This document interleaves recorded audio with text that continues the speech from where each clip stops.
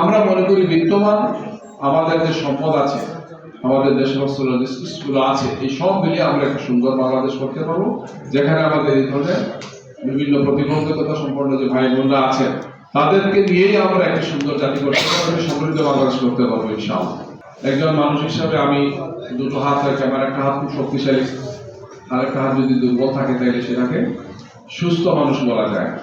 সমাজের কিছু লোককে আমরা সমাজের মূল ধারা থেকে বিচ্ছিন্ন রেখে আমাদের উন্নয়ন, অগ্রগতি, সমৃদ্ধির সাথে তাদেরকে সম্পৃক্ত করতে না পারলে এটা সুস্থ সমাজ হয় না।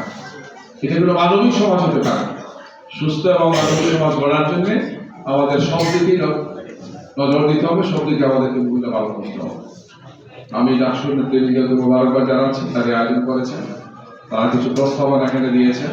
সেই প্রস্তাবনাগুলো সরকারের কাছে, দায়িত্বশীল ব্যক্তিদের কাছে, রাজনৈতিক দলের কাছে পৌঁছবে এবং তারা ভূমিকা পালন করবে।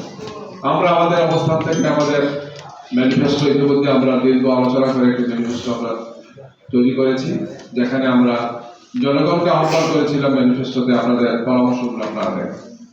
প্রায় 34,000-এর মতো পরামর্শ আসছে, অরালি কেউ দিয়েছেন, ব্ল্যাক অ্যান্ড হোয়াইট ভিডিও করেছেন, বিভিন্ন খেলা দিয়েছেন। আমরা আমাদের আর্কাইভ সেগুলো রেখেছি।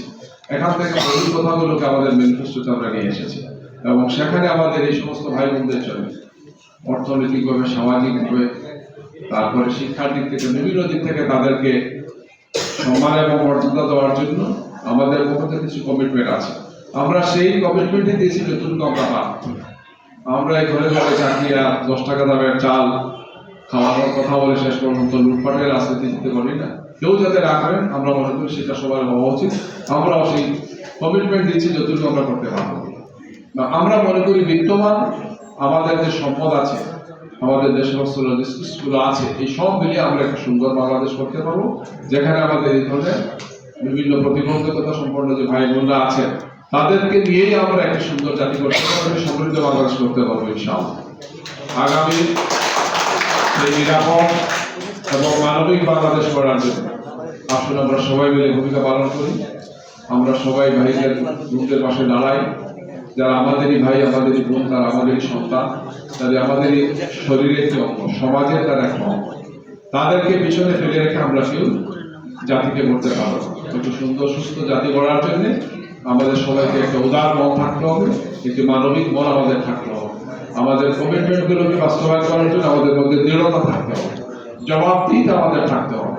আমি মনে করি আগামী বাংলাদেশে যে নির্বাচন হচ্ছে আগামী 12 তারিখ, আজকে থেকে কয়েকদিন পরেই নাই, সময় একদম কমে গেছে। সেই নির্বাচনে এদেশের জনগণ দুটো গুরুত্বপূর্ণ ভোট দেবে। একটি হচ্ছে জাতীয় সংসদ নির্বাচনের ভোট, আর একটি হচ্ছে আমাদের রেফারেন্ডাম বা গণভোট, যেখানে আমরা দীর্ঘ একটি সময় পাস করে কিছু সংস্কার প্রস্তাব আমরা রেখেছি। খুবই মৌলিক, খুবই গুরুত্বপূর্ণ সংস্কার প্রস্তাব।